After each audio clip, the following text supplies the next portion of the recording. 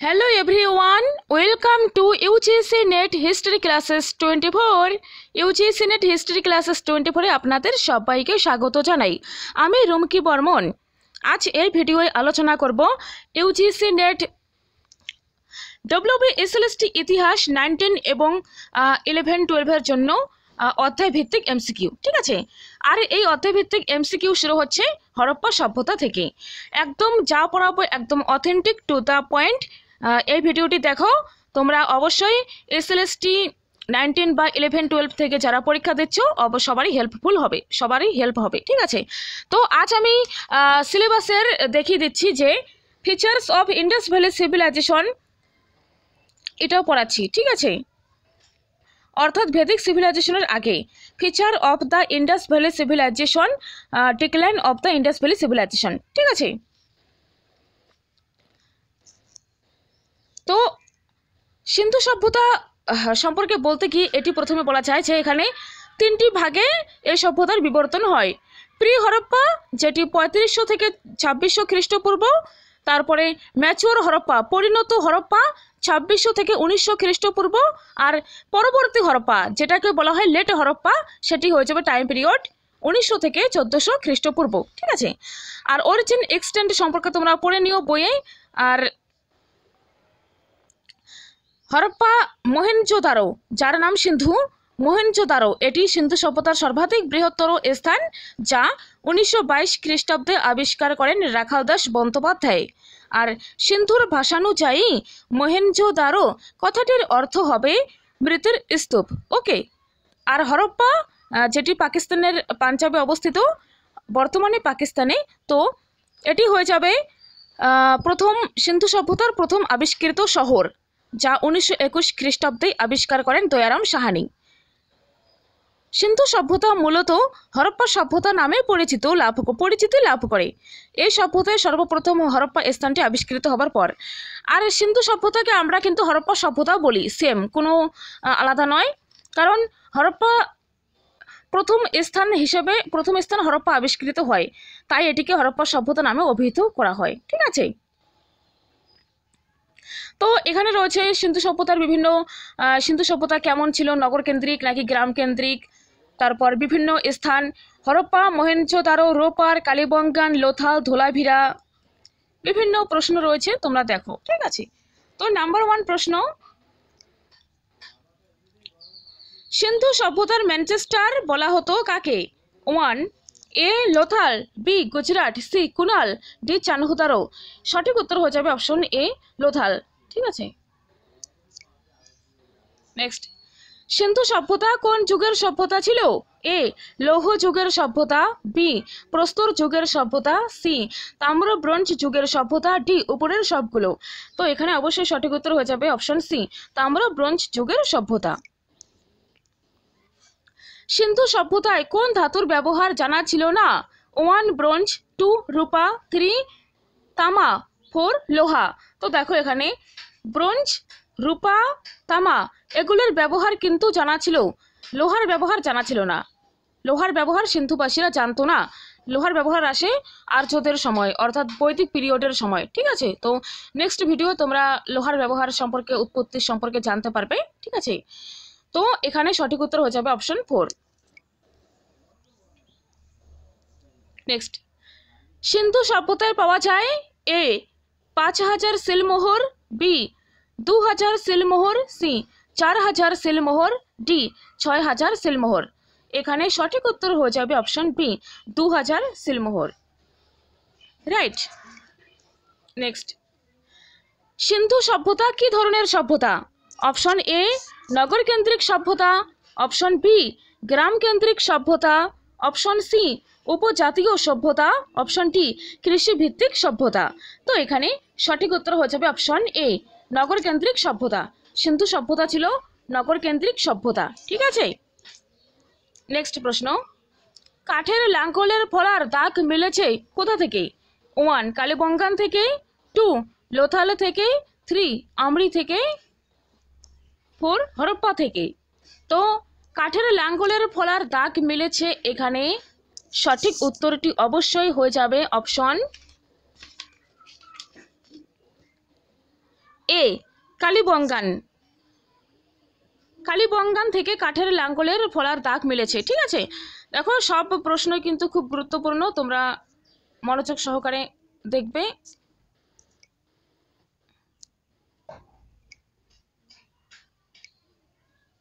ঠিক আছে,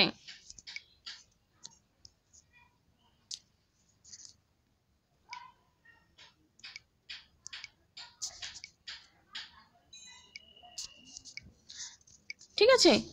1 কোশ্চেনগুলো কিন্তু খুব টপ আর খুব ইম্পর্ট্যান্ট, তোমরা দেখলেই বুঝতে পারবে। আর হ্যাঁ, যারা আজ এই ভিডিওটি প্রথম দেখছো, চ্যানেলটি প্রথম ভিজিট করছো, তারা অবশ্যই চ্যানেলটাকে সাবস্ক্রাইব করে নিও। আর যে গুরুত্বপূর্ণ ভিডিওগুলো দিচ্ছি এগুলো অবশ্যই ফলো করো, আর সেলফ স্টাডি করো, এই ভিডিওগুলো দেখো, একদম টু দ্য পয়েন্ট হেল্প হবে। ঠিক আছে, নেক্সট, কোন কোন ঐতিহাসিকের মতে হরপ্পা সভ্যতা উৎপত্তির দিক দিয়ে ছিল একদম দেশীয়? ঠিক আছে, হরপ্পা সভ্যতা উৎপত্তির দিক দিয়ে দেশীয় ছিল।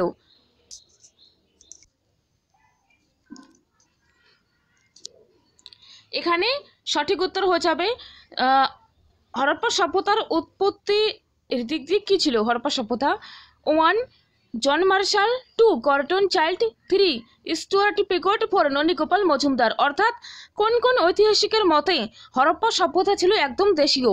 হরপ্পা সভ্যতা ছিল উৎসগতভাবে একদম দেশীয়। ঠিক আছে, উৎপত্তির দিক দিয়ে ছিল দেশীয়। তো এখানে John Marshall, Gordon Childe, Stuart Piggott, Nanigopal Majumdar, তো উপরোক্ত সকলেরই মত ছিল। ঠিক আছে, তো অপশন হয়ে যাবে 5। অ্যাকচুয়ালি এমসিকিউ সিরিজ করাচ্ছি, কিন্তু যে ইনফরমেশনসগুলো তোমাদের দরকার, কারণ আমি এখানে ধরো জন মার্শাল দিয়ে দিলাম বা গর্ডন চাইল্ড দিয়ে দিলাম, কিন্তু পরীক্ষায় তো অন্যান্য অপশনও থাকতে পারে, তো সেটার উপর ভিত্তি করে আমি যতটা খুব কম কথায় আর কম অপশনে দিয়ে আমি বোঝাতে পারি, অর্থাৎ যতটা প্রেজেন্ট করা যায়, যত ইনফরমেশনস দেওয়া যায়, বেশি ইনফরমেশনস দেওয়ার চেষ্টা করছি। ঠিক আছে, 5 হয়ে যাবে সঠিক উত্তর। নেক্সট, উটের হাড় কোথায় পাওয়া গিয়েছিল? অপশন 1 কালীবঙ্গান, অপশন 2 হয়ে যাবে লোথাল, অপশন 3 হরপ্পা, অপশন 4 মহেঞ্জোদারো। তো ফ্রেন্ডস, এখানে অবশ্যই সঠিক উত্তর হয়ে যাবে অপশন 1 কালীবঙ্গান। কালীবঙ্গান থেকে কিন্তু উটের হাড় পাওয়া গিয়েছে, উটের হাড় পাওয়া গিয়েছে কালীবঙ্গান থেকে। আর কালীবঙ্গান সাহিত্যগত দিক দিয়ে কালীবঙ্গান শব্দটির অর্থ ব্ল্যাক ব্যাঙ্গেল বা কালো কঙ্কন, ব্ল্যাক ব্যাঙ্গেল বা কালো কঙ্কন। এই অঞ্চল থেকে কোনো দেবিকা মূর্তি প্রাপ্ত হয়নি। ঠিক আছে, আর কালীবঙ্গালের যে বিশেষত্ব তা বলে দিচ্ছি বৈশিষ্ট্যগত দিক দিয়ে। এখান থেকে প্রাচীনতম লাঙ্গল বা কর্ষণকৃত জমি, একাধিক শস্য, শঙ্কু আকৃতির সিলমোহর সহ প্রতিটি অট্টালিকা থেকে খুব প্রাপ্ত হয়। ঠিক আছে, পরীক্ষায় যে কোনোভাবেই প্রশ্ন আসুক না কেন, তোমরা এই ভিডিওটি সম্পূর্ণ দেখলে তোমরা অবশ্যই সঠিক উত্তর করে আসতে পারবে। রাইট, নেক্সট দেখো, পার্সিয়ান স্ট্যাম্প কোথায় পাওয়া গিয়েছে? পার্সিয়ান স্ট্যাম্প কোথায় পাওয়া গিয়েছে? অপশন 1 হরপ্পা, 2 কালীবঙ্গান, 3 সুরকোটদা, 4 লোথাল। তো দেখো, পার্সিয়ান স্ট্যাম্প পাওয়া গিয়েছে সুরকোটদা থেকে, সুরকোটদা থেকে পার্সিয়ান স্ট্যাম্প পাওয়া গিয়েছে সুরকোটদা থেকে। ঠিক আছে, সুরকোটদা থেকে কিন্তু খুব গুরুত্বপূর্ণ প্রশ্ন। কোটিদিজি, কোটিদিজির আবিষ্কার এবং উৎখনন করেন কে? এ ফজল মোহাম্মদ, বি দয়ারাম সাহানি, দয়া হবে এটা, সি ননীগোপাল মজুমদার, ডি কেউ নন। তো আবুল ফজল পড়তে পড়তে আবুল ফজল মুখে চলে আসি। যাই হোক, কোটিদিজির আবিষ্কার এবং উৎখনন করেন, এখানে সঠিক উত্তর হয়ে যাবে অপশন এ ফজল মোহাম্মদ। ঠিক আছে, ফজল মোহাম্মদ। নেক্সট প্রশ্ন, স্থানটি কোন নদীর তীরে অবস্থিত? এ প্রশ্ন এটিও জেনে রাখো যে লোথাল ভোগাবর নদীর তীরে অবস্থিত, কোনটি ঠিক? ঠিক আছে, 2 কালীবঙ্গান ঘরঘরা নদীর তীরে অবস্থিত, হরপ্পা রাভি কোনটির তীরে অবস্থিত? 4 অপশন সব ঠিক। তো এখানে দেখো সবগুলো কিন্তু ঠিক। ঠিক আছে, লোথাল ভোগাবর নদীর তীরে অবস্থিত, কালীবঙ্গান ঘরঘরা নদীর তীরে অবস্থিত, আর হরপ্পা রাভি নদীর তীরে অবস্থিত। সব ঠিক, মানে এই প্রশ্নগুলো কিন্তু ঘুরে ফিরেই আসে, ঠিক আছে। নেক্সট, মহেঞ্জোদারো কোন নদীর তীরে অবস্থিত? সিন্ধু নদী, নাকি শতদ্রু, নাকি নর্মদা, নাকি তাপ্তি? তো এখানে সঠিক উত্তর হচ্ছে অপশন 1 সিন্ধু। সিন্ধু নদীর তীরে মহেঞ্জোদারো অবস্থিত। নেক্সট প্রশ্ন দেখো, রোজদি, ধোলাভিরা, দেশোলপার ও কুন্তাসি কোন রাজ্যে অবস্থিত? 1 রয়েছে গুজরাট, 2 রয়েছে হরিয়ানা, 3 রয়েছে রাজস্থান, 4 রয়েছে উত্তরপ্রদেশ। তো এখানে দেখো, হরপ্পা সভ্যতার যে বিস্তৃতি, হ্যাঁ, খনন কার্যের ফলে দেখা যায় যে হরপ্পা সভ্যতা প্রায় 1550 কিলোমিটার পরিধি নিয়ে বিস্তৃত ছিল।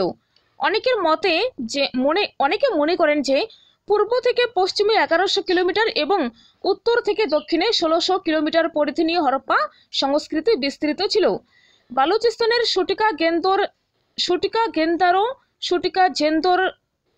জেন্দারো থেকে উত্তরপ্রদেশের মিরাট জেলার আলমগীরপুর পর্যন্ত, এবং লাইনটি আবার রিপিট করছি, বালুচিস্তানের শুটিকা জেন্দারো থেকে উত্তরপ্রদেশের মিরাট জেলার আলমগীরপুর পর্যন্ত, এবং পাঞ্জাবের রূপার থেকে গুজরাটের ভোগাবর পর্যন্ত এই সভ্যতার বিস্তৃতি দেখা যায়। আর এই সংস্কৃতি উত্তর পশ্চিমে ইরান সীমান্তের কাছ থেকে উত্তরে হিমালয়ের পাদদেশ পর্যন্ত ও দক্ষিণে গুজরাটের ক্যাম্পে উপসাগর পর্যন্ত বিস্তৃত ছিল। আর এই অঞ্চল ছিল হরপ্পা সংস্কৃতির নাভি কেন্দ্র, ঠিক আছে। এখান থেকে পূর্ব দিকে বা কতদূর বিস্তৃত ঘটে তা এখনো নিশ্চিত করে বলা যায়নি, তবে পূর্বমুখী বিস্তার নিদর্শন এখনো আবিষ্কৃত হচ্ছে, ঠিক আছে। তবে গাঙ্গেয় উপত্যকায় এই সভ্যতা আসতে পেরেছিল বলে অনেকে মনে করেন। বিভিন্ন কেন্দ্র, যেমন এখনো পর্যন্ত এই সভ্যতার প্রধান কেন্দ্রগুলি যেমন সিন্ধু প্রদেশের মহেঞ্জোদারো, তারপর পাঞ্জাবের হরপ্পা, ঘরঘরা নদীর তীরে কালীবঙ্গান, পাঞ্জাবের শতদ্রুর তীরে অবস্থিত রূপার, গুজরাটের ভোগাবর নদীর তীরে অবস্থিত লোথাল প্রভৃতি। এছাড়া গুজরাটের রংপুরে নর্মদা ও তাপ্তি নদের তীরেও এই সভ্যতার চিহ্ন দেখা যায়। 1400টি কেন্দ্র বর্তমানে আবিষ্কৃত হয়েছে, অর্থাৎ 1400 কেন্দ্র, ঠিক আছে। তার মধ্যে ভারত যে রয়েছে, ভারতের মধ্যে গুজরাটে সবচেয়ে বেশি প্রত্নকেন্দ্র আবিষ্কৃত হয়েছে, ঠিক আছে। তো এখানে প্রশ্ন, রোজদি, ধোলাভিরা, দেশোলপার ও কুন্তাসি কোন রাজ্যে অবস্থিত? 1 রয়েছে গুজরাট, 2 রয়েছে হরিয়ানা, 3 রয়েছে রাজস্থান, 4 রয়েছে উত্তরপ্রদেশ। এখানে গুজরাটে অবস্থিত হয়ে যাবে রোজদি, ধোলাভিরা, দেশোলপার ও কুন্তাসি, এই স্থানগুলো মনে রাখবে তোমরা। নেক্সট প্রশ্ন, বানাওয়ালি, মিঠাথল ও রাখিগড়হি ভারতের কোন রাজ্যে অবস্থিত? 1 হরিয়ানা, 2 উত্তরপ্রদেশ, 3 বালুচিস্তান, 4 পাঞ্জাব। তো এখানে সঠিক উত্তরটি অবশ্যই হয়ে যাবে অপশন 1 হরিয়ানা। হরিয়ানাতে অবস্থিত। উত্তরপ্রদেশে অবস্থিত হয়ে যাবে, বলে দিচ্ছি, উত্তরপ্রদেশে আলমগীরপুর অবস্থিত, তারপরে বালুচিস্তানের তো ঝোপ উপত্যকা, কোয়েটা এগুলো রয়েছে, তারপর হ্যাঁ বালুচিস্তানের রয়েছে শুটিকা জেন্দারো, শুটিকা কোহ ও ডাবরকোট। তারপরে পাঞ্জাবে অবস্থিত স্থান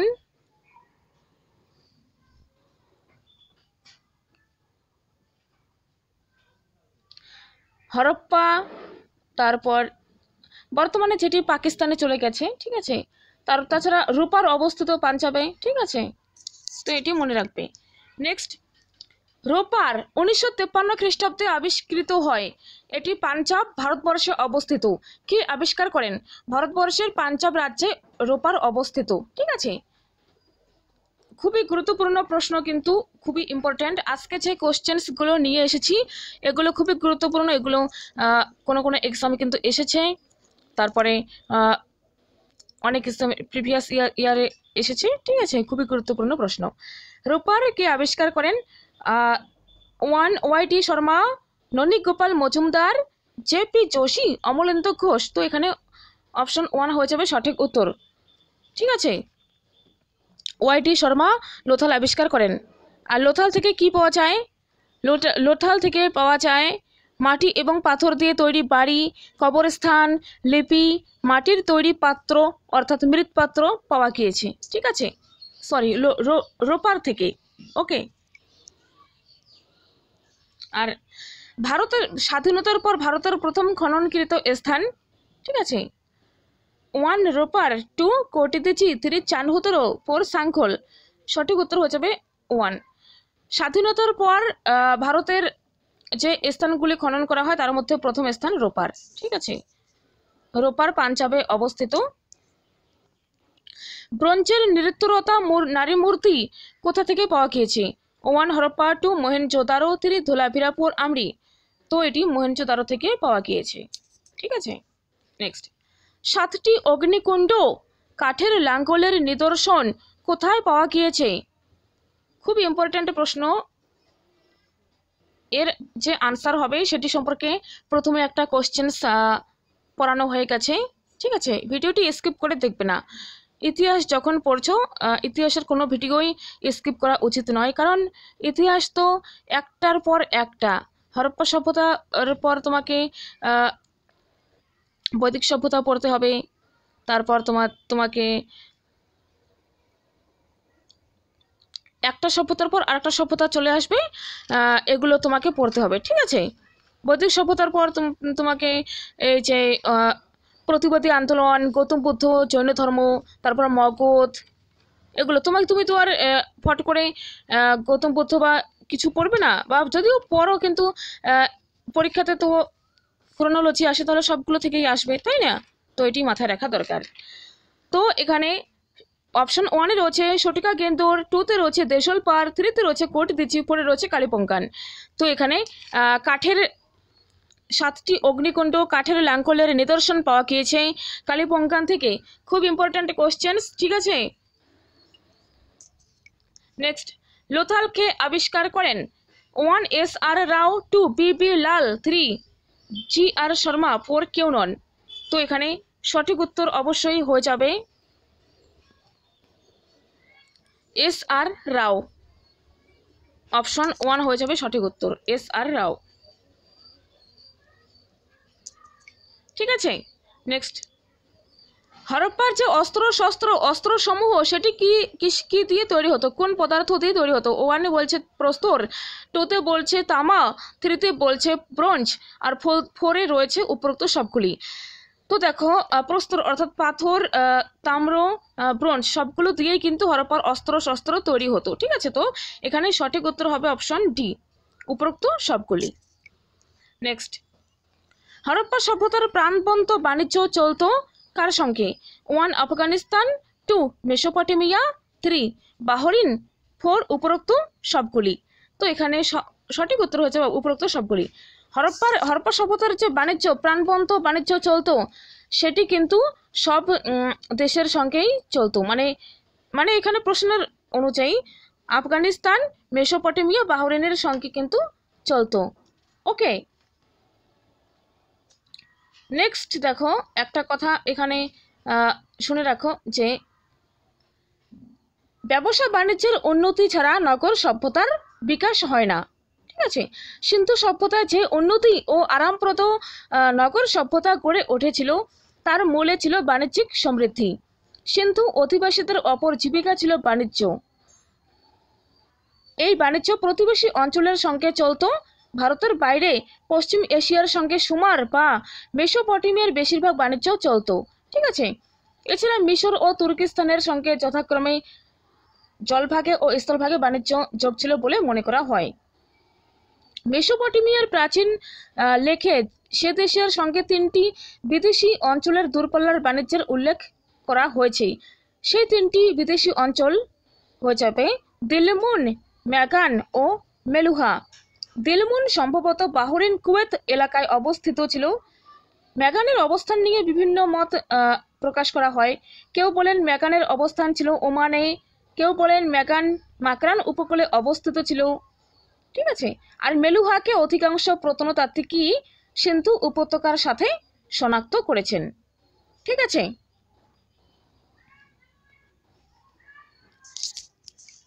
নেক্সট,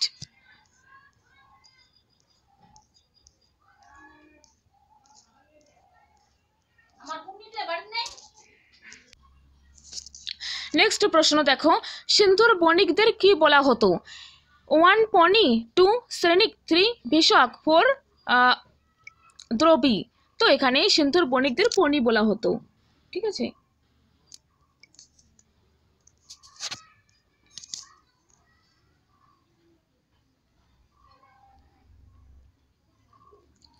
নেক্সট প্রশ্ন,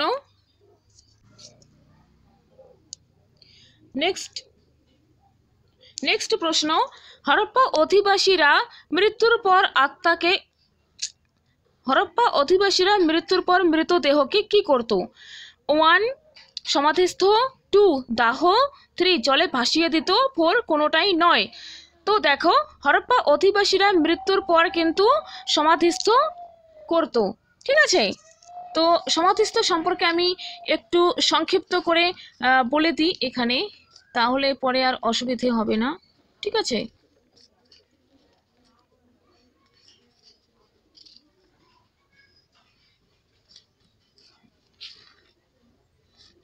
দেখো, সিন্ধু নগরগুলিতে মৃতদেহকে কবর বা সমাধিস্থ দেওয়ার প্রচলিত ছিল। ঠিক আছে। তো এখানে যখন আর কি কবরস্থানগুলি খোদাই করে দেখা যায়, তখন কোনো কোনো স্থানে মৃতদেহের সঙ্গে মৃতের ব্যবহার্য দ্রব্য ও অলংকার কবর দেওয়া হতো। সম্ভবত হরপ্পার লোকেরা পরলোকে বিশ্বাস করত, আর এজন্য তারা মৃতের ব্যবহার্য জিনিস মৃতদেহের সঙ্গে দিত। একে বলা হয় পূর্ণ সমাধি। আর মহেঞ্জোদারোতে পূর্ণ সমাধির 30টি নিদর্শন পাওয়া গেছে। যদি প্রশ্ন আসে যে কোথায় কোথায় পূর্ণ সমাধির নিদর্শন পাওয়া যায়, তাহলে দেবে রূপার, হরপ্পা, লোথাল ও কালীবঙ্গা ছাড়া মহেঞ্জোদারোতেও পূর্ণ সমাধির নিদর্শন পাওয়া গিয়েছে। ঠিক আছে। আর কোনো কোনো স্থানে মৃতদেহকে কেবলমাত্র মৃতদেহের কঙ্কালকেই কবর দেওয়া হতো। একে বলা হয় আংশিক সমাধি। আর আংশিক সমাধি পাওয়া গিয়েছে মহেঞ্জোদারো ও কালীবঙ্গানে। তাছাড়াও অনেক ক্ষেত্রে মৃতদেহকে দাহ করে ভস্ম করে কবর দেওয়া হতো। মৃতদেহকে প্রথমে দাহ করা হতো, তারপর ভস্ম কে কবর দেওয়া হতো। একে বলা হয় দাহোত্তর সমাধি। সাধারণত বাড়ির পাশে, বাড়ির কাছেই, বাড়ির মধ্যে বা কাছাকাছি কোনো স্থানে দাহোত্তর সমাধি দেওয়া হতো। ঠিক আছে। মহেঞ্জোদারোতেও এ ধরনের এই দাহোত্তর সমাধি পাওয়া গিয়েছে। ঠিক আছে। আর একটা কথা, হরপ্পা সংস্কৃতির মানুষদের গড় আয়ু ছিল 30 বছর। ঠিক আছে। নেক্সট, সিন্ধু অধিবাসীরা স্বস্তিকা চিহ্ন ব্যবহার করত কোন পূজার প্রতীক হিসাবে? 1 সূর্য, 2 অগ্নি, 3 প্রকৃতি, 4 কোনোটি নয়। তো এখানে সিন্ধু অধিবাসীরা স্বস্তিকা চিহ্ন ব্যবহার করত সূর্য পূজার প্রতীক হিসাবে। 1 হয়ে যাবে সঠিক উত্তর। ঠিক আছে। আর ইম্পর্ট্যান্ট তথ্য শুনে রাখো যে সিন্ধুতে হরপ্পার অধিবাসীরা জেড আমদানি করত সেন্ট্রাল এশিয়া থেকে, ল্যাপিস লাজুলি আমদানি করত পারস্য ও আফগানিস্তান থেকে। ঠিক আছে। কোপার, যেটি রাজস্থানে পাওয়া যেত সে সময়, লাজওয়ার্ট মণি কচ থেকে আমদানি হতো, গোল্ড কোলার থেকে আমদানি হতো। ঠিক আছে। তো আজকের ক্লাসটি এখানেই থাকলো। নেক্সট ভিডিও পেতে আর এই ভিডিওটি কেমন লাগলো অবশ্যই কমেন্ট করে জানিও, আর অবশ্যই চ্যানেলটি সাবস্ক্রাইব করে রেখো। তো থ্যাংক ইউ, দেখা হচ্ছে খুব তাড়াতাড়ি নেক্সট ভিডিওয়ে। ঠিক আছে। তো থ্যাংক ইউ সো মাচ।